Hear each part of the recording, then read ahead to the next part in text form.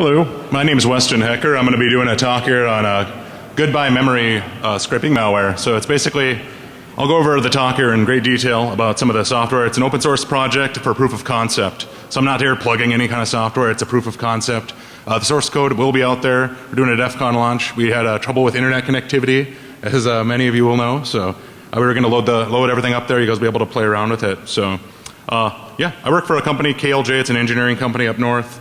So these are not the views of my employer. So yeah, who am I? What's this talk about? I spoke at DEF CON 22. I have a lot of computer certifications. I went for computer science and geophysics. So I've done pen testing professionally about 11 years. Do a lot of security research in malware, things like that. So spoke at DEF CON 22 last year on burner phone DDoS. Did anybody check that out? Yeah. That was good times. So yeah.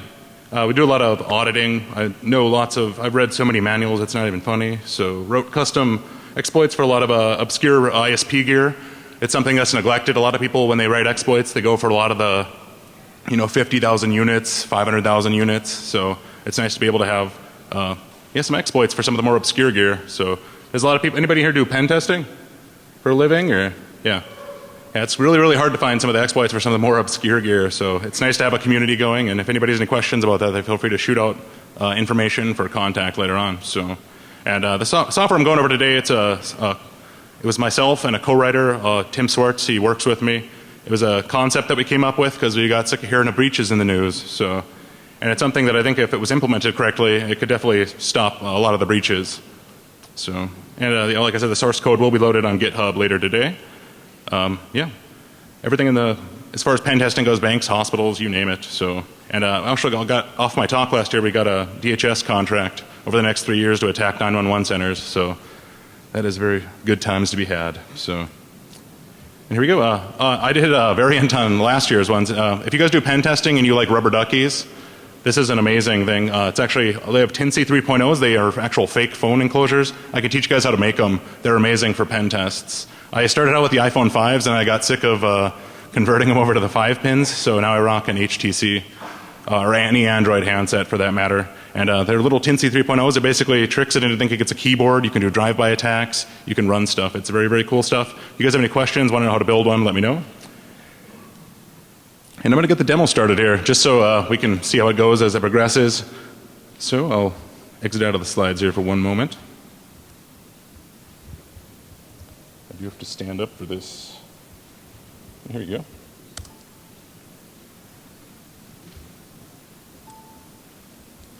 So is anybody familiar with point of sale skimming software and did any research on it or seen any other demonstrations? Yeah, this basically is a Jack POS. The only reason I used it is it's a black POS variant, so it's very, very graphically nice to view. So, and I actually have a command version of so you'll be able to see all the console injection. So I actually slowed it down. It normally injects 500 cards per second into memory. It basically feeds the malware fake credit card numbers. And I'm going to show a little demonstration. The actual, this is not set up like a normal environment. Normally the POS does not have where the malicious data is being sent to on the same system. It's just for demonstration purposes. And I'm sure everybody already knew that, but I had to get that out there from when I was telling somebody else about it. So basically, this is the actual place where the fake or the credit card numbers are sent. So all the stolen credit card information will be sent by post requests from the point of sale system to a server. But in this instance, they're both of them. So, and it's going to go over the dumps. It looks like we have 3,100 track data already. So, yeah, the resolution's a little bit bad on that, but yeah. So these are basically track 1 and track 2 data. This is where they start putting it into credit card dumps on forms. And they find out their validity rates, they'll do tests, stuff like that, and then this is the point where the bad guy would start selling it. And I'm actually going to go next into the actual software and what it's doing.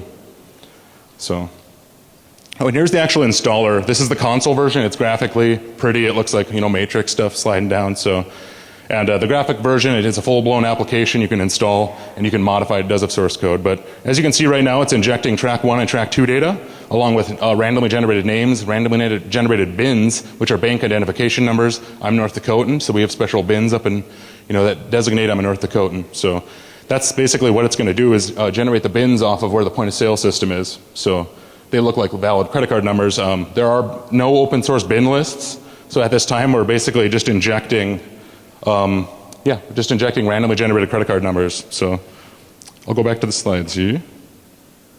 And that desktop is just one of our engagement photos. There's nothing strange going on there. I forgot that you would see that, so here, I'll go back over to my slides. 1 second.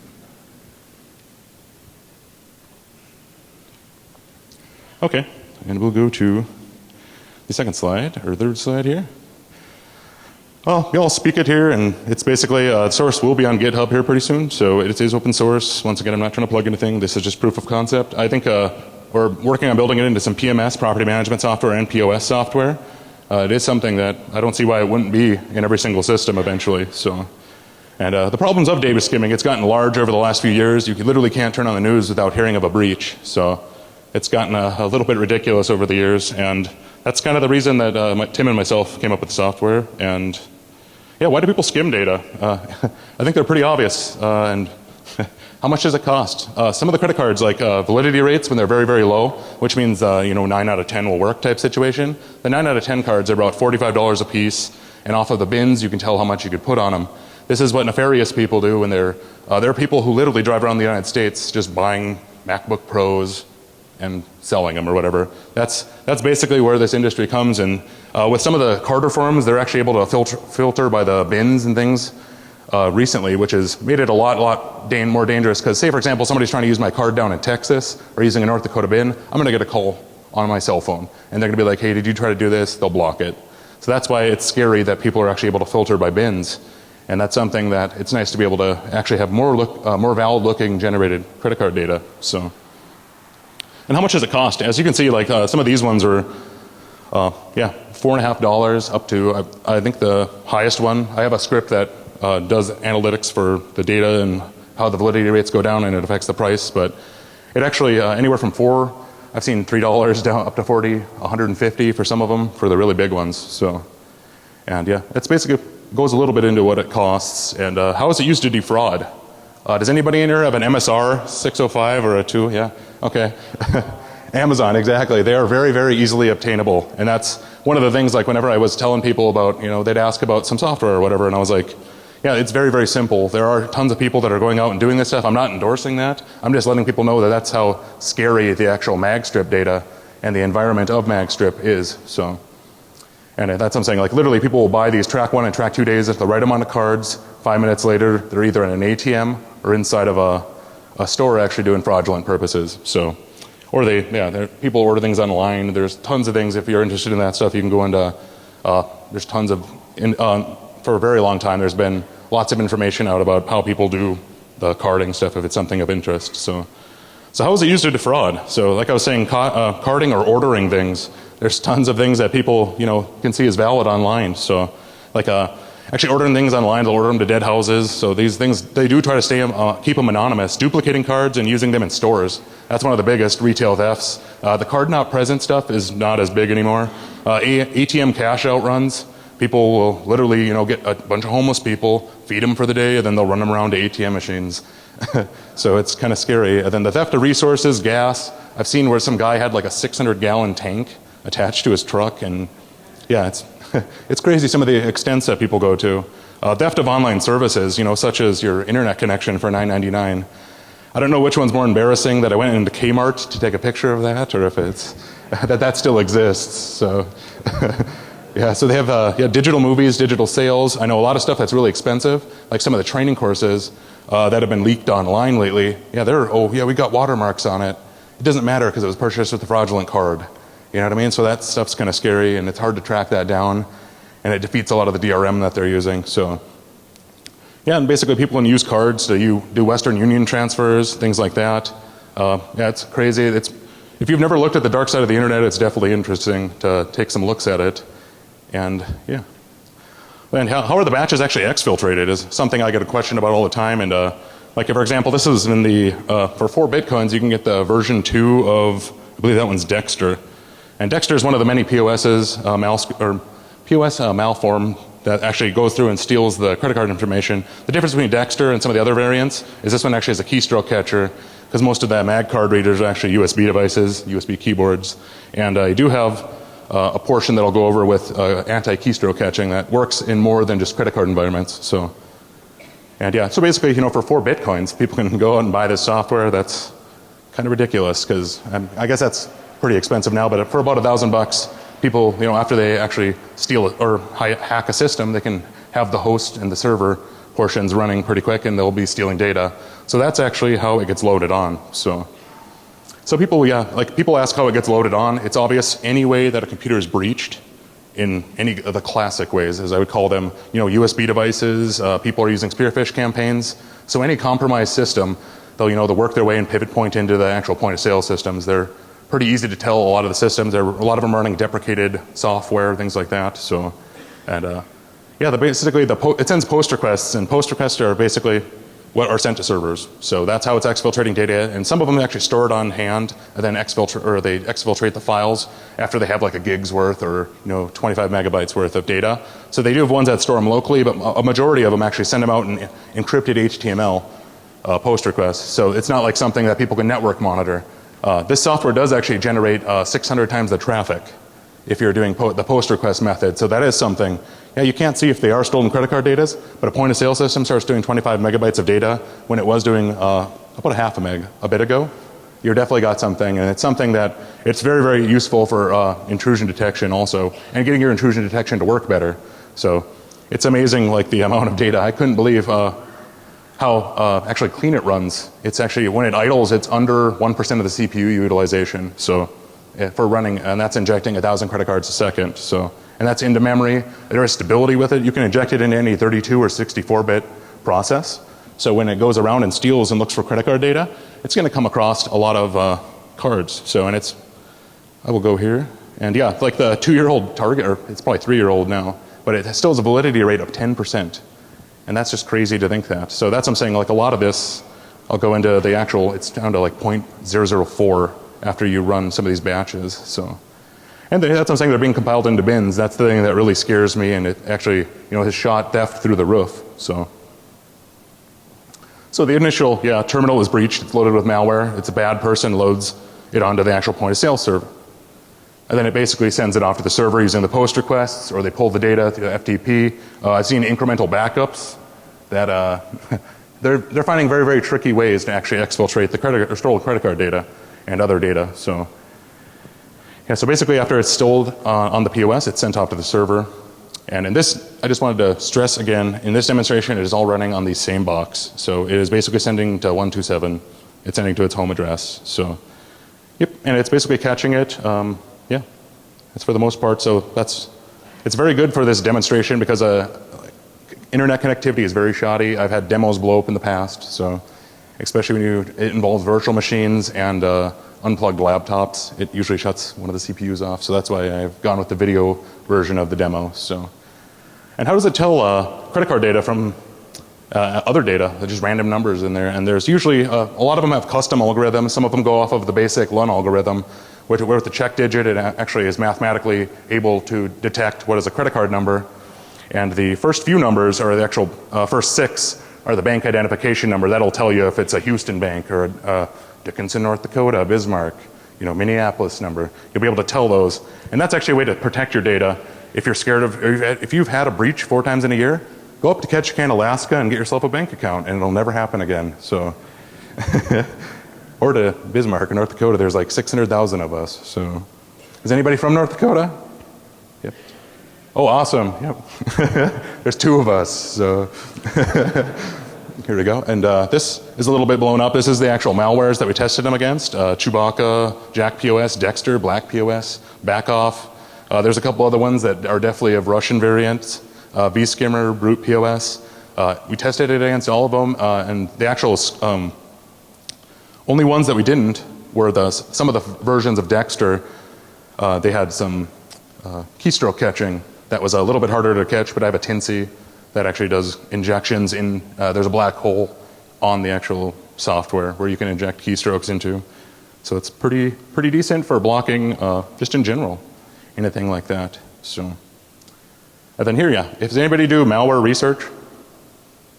Yeah, you can definitely, that is another reason. if you're doing reverse engineering of point of sale skimming malware, or you just want to play around with it, it's a very, very good way to actually get that malware alive and feed it. So, and I've seen where the actual ones where they dump, like Dexter, I actually locked up a computer because I think it was making 500 megabytes a day of data, and we were just running it to make sure it wouldn't crash or anything. And it's amazing how big some of those files get and how quick they get. So the approach, like to stopping the breaches, this is an open source software that I made, or myself and Tim made, and we just wanted to release it and see if people could use it, implement it into their own APIs for some of their other software. So, and that's what I'm saying. There's no reason at all that it's got an MIT license, so anybody can improve on it and put it into pretty much anything. So that's something that's nice to be able to. I don't see any reason why people wouldn't want to put it in. I know we're going into chip and pin, but I'm actually working on methods and proof of concepts to make them actually implement chip and pin properly, because there's a lot of people that aren't putting chip and pin to its fullest extent. So, and what currently exists, there are some, for skimming, there's the classical firewalls that can manage packets. You can scan out, you can put snort rules. Like there's lots of actual tools out there, firewalls. There's tons of IDSs and things like that that'll look for specific things or look for signatures. But that's not enough with some of this stuff. It's especially when you get into some of the honeypotting features of it, it's nice to be able to know when you're breached, and if you seed, there's some high availability bins that you can actually paste in where they'll be almost guaranteed. They look like a $15,000 Amex or something. They're definitely going to get grabbed first, and you can actually seed those into your batches, and those will get sold off first, and you'll actually know a lot better when the breach happened, and you'll, you know, there are other ways like where people can buy for the credit cards and then they can run them through processors and things like that to actually tell where they're breached or who's breached and things like that. So, but yeah, as of right now, I haven't ran into many tools, and if you guys do know of any tools that are made specifically for point of sale skimming or stopping said point of sale skimming, definitely fill me in. I love hearing about them. So, and how would this concept make batches usable? It's basically you have valid credit card data that is being swiped in there. It's being sent to the credit processor, but where it's being stolen is actually in memory. So this is a very, very, for the most part, simple concept, and I'm surprised that not a lot of the bigger companies had come across it. Basically, it injects 500 fake credit cards for every valid credit card number in memory. So when people steal them, they're actually exfiltrating tons of fake data. I tried scrubbing these. Somebody gave me a batch of 500, tried running them through a credit processor. After 50 cards were run, had to do manual authorization on them. So there's no way that a person would be able to scrub these batches. They look valid. They have real names. They're generated off of 25,000 most common names in the United States. If you live in a more dominant Asian area or something like that, you can import and have better names lists, things like that. And if you go off of the bins lists, you can actually generate traffic. If you're in a touristy area, you can leave it open so there's credit cards from everywhere. And just statistically speaking, you're going to generate tons of where it won't matter. And that's what I'm saying. When people try to scrub these batches and try to sell them online, they're going to lose their reputation. And that's one of the biggest things. The validity rate's 98%. People will gladly buy those all day long. 0.004, that's not going to happen. And that's kind of what it goes after, is actually stopping people from doing the breaches because there won't be any money to be had on it. So. Yeah, how are they generated? Like I said, it's off of basically a long algorithm, and then we have a bins list, and it's not fully implemented because the bins list is sold. And I was planning on making an open source bin list, but I thought it would be used for nefarious things more than actually implemented in SkimBad. So, and it's open source, so I would have had to leave the bins list. I couldn't have separate things compiled. Bins lists are like $25,000 in some instances, so it's not affordable for a project such as this one. So. And that's something where it's the bank identification number, the first 6 numbers. The first one actually tells if it's a Visa, MasterCard, American Express, and then the rest of them are actual BIN, or the actual bank and financial institutions. So, and how are the random cards made? Like I was saying, it basically generates them from scratch and then attaches a name to them and track 1 and 2 data. So they look like valid credit card numbers. I even throw valued customer or or gift card in there once in a while. So it's actually a very, very good system of way of blocking it. And like I was saying, I pulled a list off the Social Security webpage for the United States for first and last names, and basically generated it from scratch. And yeah, we have a pretty good list of names to input. And like I was saying, you can modify names. And I was watching, and my dad's name came across, and it's like it's a good list. So there are some names that I was like, that is an awesome name. So some of them sound like vampire names, things like that. So. And this basically explains the honeypot services. These credit card numbers do not occur naturally. So it's something when a credit processor comes across them. They were not ever issued. There's not actually a physical card. the card will come through the credit processor and they'll be able to tell that one was leased to, so-and-so company. So I will notify them of the breach because, like I was saying, some of those bins, they'll look like they're unlimited cards, or they'll look like corporate cards which are not checked that often, things like that. So it would look like some of the lucrative $154 cards, or it'll have information with it. So that's what I'm saying, like when it's randomly generated, they'll also be padded around that. That's why I made those actual honeypot cards. They look a lot better. So and that's when you input them, there is a way to reverse the batches depending how you input yours. So I have ways to actually fully remove once you seed your honeypot cards. So it's a little bit of a lengthier process, and it's not fully developed, but it is something that it is possible. It's very easy to reverse is the only problem. But for the kind of people that are actually stealing credit card information, I think it would be coverage in most 70% of the situations. And anti-keystroke catching, that's something that's kind of fun. It's actually plug it in with a little Tinsy, and it'll inject what looks like valid credit card numbers. It repetitiously puts some of them in and just generates them from scratch. I didn't have enough processing power to do full skim bad type situation, but it will fill up whatever the ones that have skim, or the ones that are actually capturing data and pulling them locally are also the ones that happen to have functionality with keystroke catching for the most part. So that's something where it actually can inject from scratch some of the keystrokes. So, and it'll fill those logs up very, very quick. Most IDSs will detect a log that's growing 500 megabytes with what looks like null input on it. So, and how will I stop? How will malware evolve, and how can we, stay on top of this? Like obviously, people are going to try to attack, SkimBad if it would get out in the wild, be getting used, things like that. So we did build some watchdogs, some very simple ones to start everybody out with, and let's just only read the memory of the point of sale system, and if it's 32 or 64-bit, you can just directly inject it into the POS or the point of sale software, and it doesn't affect how it goes to the credit processor either. That's another big question I always get. So. Yeah, how will it evolve? It's definitely going to, they're going to get smarter about it. They're going to have to take a little bit step forward. I know most of the malware that I've been coming across, when they always bust, some 17-year-old Eastern European guy, it's like, I don't know, it's like you think that they would have had somebody more behind it, and they always make it sound like it's a dangerous, persistent threat, but it's simple to stop it. There are a lot of very, very good development tools and things like that, but it's something that if we stay on one step ahead, and another thing is with it being open source, they're able to see exactly what it does. So that's why a lot of the stuff, when it installs, it actually randomizes it. So that's pretty much I'm sure a lot of people have things coming to mind also of how people would, try to stop this type of stuff. And I love to hear that kind of stuff, because that only makes the product that much better, or you can even implement it yourself. So yeah. And it detects bins from certain areas. So say for example, if North Dakota, if there's a bunch of Florida bins, they'll try to scrub the batches and only do bins that are North Dakotan bins, and it wouldn't work that way because of just sheer amount of them. So, and not to mention, when I did the credit processing, after 10 failed attempts, it does to make you manually authorize them, and that would be a lot of work to actually skim through those. So. And the watchdog portion, so I protect it from malware, basically. So when it stops the process, unless if they have something specifically made to attack SkimBad, it would be pretty hard to stop it. It in itself, it's not necessarily a rootkit, but it does have some protection it does restart itself when it stops. It's very, very simple. That's the last thing I want, is to have a virus signature on the actual anti-software. So that's something where I did skim around on it, and it's something that's something that people can implement, and if it's implemented, into another product, it would be very simple. Like there's a lot of AV companies that have very, very hard to kill watchdogs. So, and yeah, basically, how does the batch look real? They are all valid, or for the most part, they're valid bins. There are tons of not invalid bins because, like I was saying, I didn't want to load the bins lists because, and I don't want people to have to pay even a dime for it. So that's something where it literally, as you can see there, it fills just with random data. So.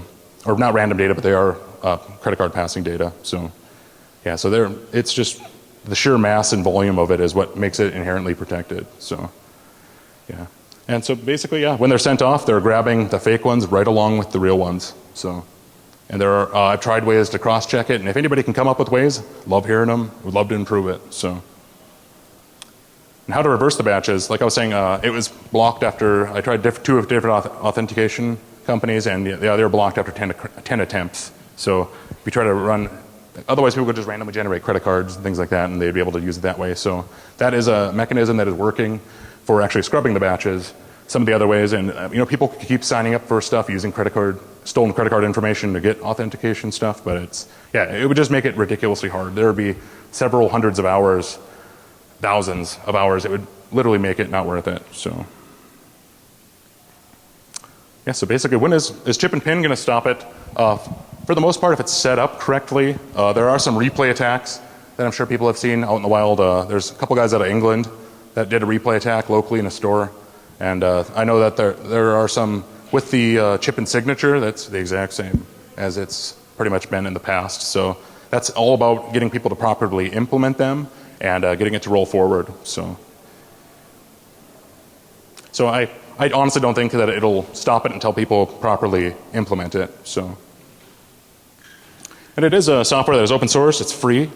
People can help make it better. It does have all the source code out there. If it's something that you guys want to, implement into something else, or work through it, it's definitely something that I would like to get a community behind it and help people build it up. And yeah, I'm going to open it up to questions here in a little bit. I'm going to get the demo running in the background. I did transcode it at 480 accidentally, so it is a little pixelated, but you guys will get the gist of it, and it's amazing. I did slow the demo down, as you can see, when it goes through the actual names list and stuff. So I will run that through here. And here's all my contact information. If you guys have any questions, or if you want to follow me on Twitter, I do appreciate that. And if you ever want to build one of those Tinsy devices, those are really, really fun, and I definitely recommend them for people who do pen testing for a living. It's one step up from the USBs. So,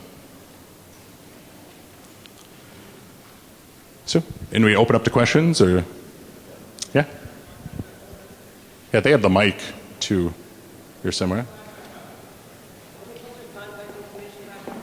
Oh, sorry about that. Yes.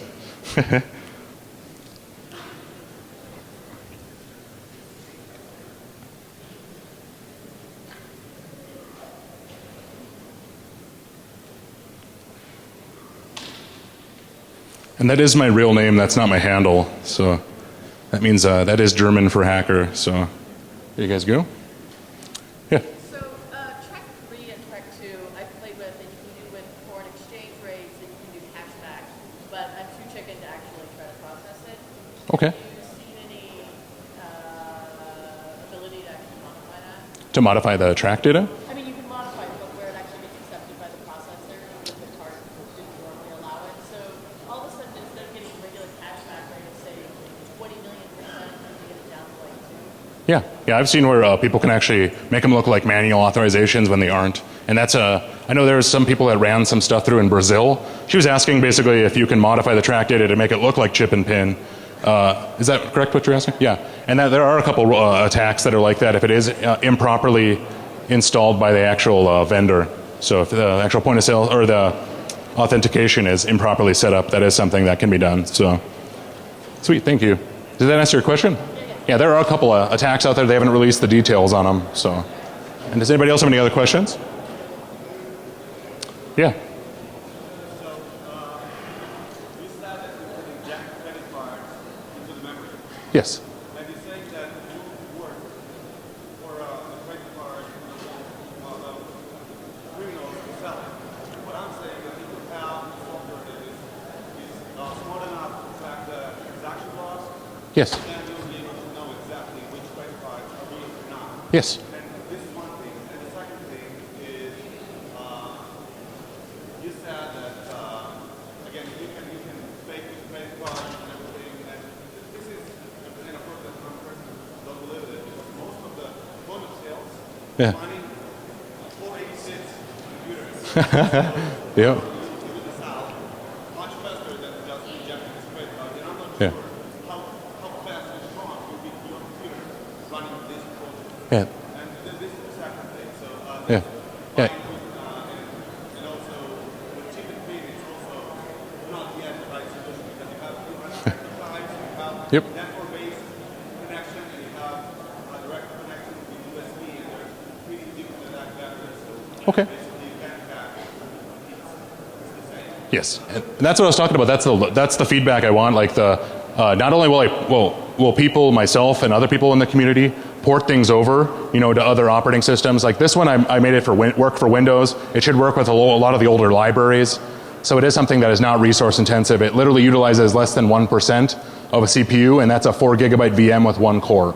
So it was literally a negligible amount, and that was injecting. Does that answer your question for that one? The point of sales running 256 megabytes memory. Exactly.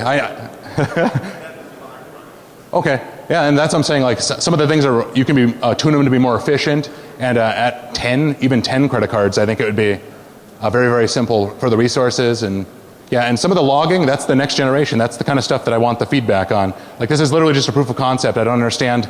And it covers most of those malwares. Like that's literally the people who are trying to brute or just literally slapping them on 50 computers at a time. If they're targeted, yes. If they know they're running XPOS, yeah, they're going to be able to look at the source code. They're going to be able to look at certain other things and actually tune their malware to it.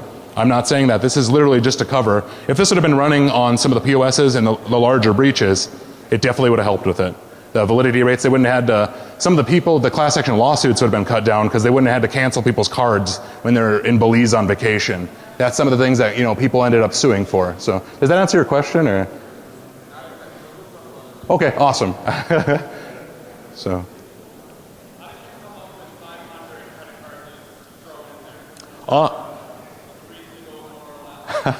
Because anything more than that, you're technically going to start covering in memory, especially on smaller POS systems. You're going to cover them in memory before they're actually pulled by the scraping malware. You can do up to 60,000. That's the highest I went, and it would just be counterintuitive. It wouldn't have any purpose to it. So that's why I stayed with 500 credit card numbers, because it'll start copying over itself. So does that answer your question? Excuse me? Oh yeah, you can do it. Like you can pretty much fine tune it. Like I said, it's all. Does anybody in here program in C++? Yeah, you'd be able to easily modify it, and I do have a little bit of DLL errors and stuff that are getting worked out. So, but I'm going to release it here soon. So, yes.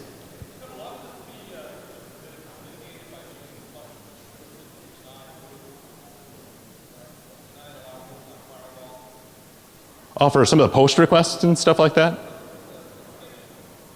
Yeah, a lot of them, that's what I'm saying, a lot of the IDSs already do block post requests, stuff like that. That's why the malwares dump them locally, or they have actual other ways of exfiltrating. I was just going over a lot of the main ones. Yeah.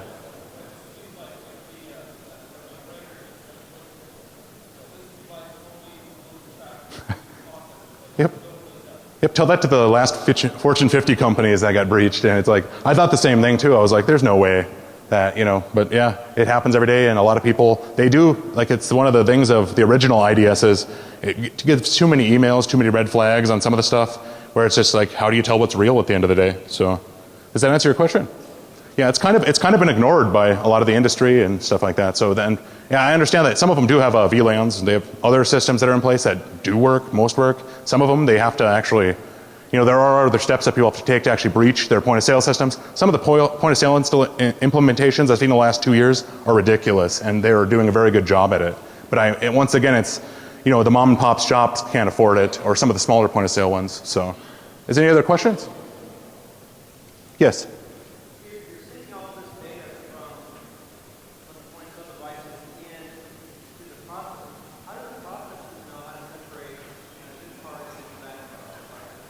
Well, one of the main systems, I did go into some embedded systems. So I've tried it out on Windows-based point-of-sale systems. So Windows 7, Windows XP, some of the older ones, some of the embedded ones. And what was the question again? How it actually...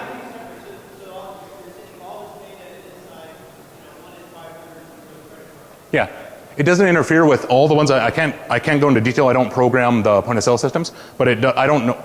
It just injects it into memory, so it's after the fact of where it would have gotten dumped. So when it's taken, that's the point it's taken, is before it's some of the end-to-end encryption stuff, like that's where it would lose it at. So it's yeah. I hope, does that answer your question or? Okay, yeah, not a problem at all. So what was your question?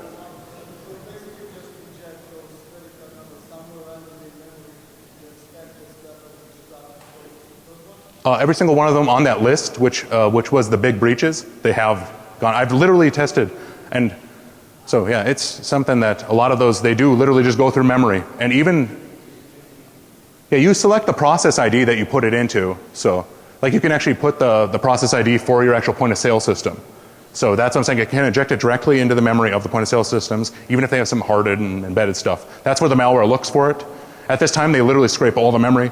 The point of sales, if you guys have ever reverse engineered actual point of sales malware, it is very, very, very, very simple in most cases, and very, very not resource intensive. So does that answer your question? And I would love to talk to you guys afterwards. I love constructive criticism. So yes. Have you ever done this with any kind of EMD sources? Like, yeah, none of the near field stuff. I haven't tested any of that. I don't have the money to actually buy some of that stuff. So, because some of those systems, to do a proper implementation, you need the back end server stuff, and you need time servers. There's lots of setup for it, and it's just something I didn't take the time to learn, and it's something that I have not had the privilege of testing, an environment like that. But I see no reason at all, if it's being ripped to credit card data that would pass one of the algorithms or the search algorithms for the malware. There's no reason at all that you couldn't inject that data with it. So, does that answer your question? Okay. Yes. I think what some of the other people were saying where it might not work is your more advanced POS. Yes. Looks for the string that says, hey, your card was swiped. Yeah. So just before you did your injection, if you did add, that string for your safe card, Yes. when it gets delivered, it's going to extract those strings to say, okay, I saw a swipe on these 500 cards. Yeah. And then the one good card was. Yeah, and that's something, that's why I talked about the evolution. I know this is very simple, but the malware skimmers that are out there are very simple right now. And that's why that next step is injecting that data. I know some of them obfuscate the code into another valid looking credit card number. There's tons of other methods. But this is literally just to cover the last 5 years where people are still using some of the first generation Dexter, the Jack POS I've actually seen. It's just ridiculous that these malwares should be able to creep through memory and steal credit card data. And that's kind of what I was trying to stop, is the brunt force of it, and get that concept out there, because it's open source. I'm not trying to make money. I'm not trying to pitch any software. It's something where I want the vendors to actually implement that. So does that answer your question? Okay. I think do I have time for one more question? Okay. Yes. One point of clarification. If I understand correctly, the card numbers are stored in memory, and then that's where the skimmer is falling out. Yes. Okay, where are they stored? Why aren't they just sent once and then not kept? Just the nature of the point of sale systems. And just computers in general. There's a lot of things that stay resident in memory until the actual it's powered off. And there are ways there are a couple point of sale systems where they dump memory at certain times and things like that. I did come across some of that, but nothing to the level. Yeah. And that's, you guys are coming up with the exact same reasons. I was like, why don't people do this or that? And that's kind of why I did this talk this year, because I wanted people to get that proof of concept out there. Yeah. Any other questions? Sweet. Well, thanks. I really do appreciate your time, and I would love, thanks.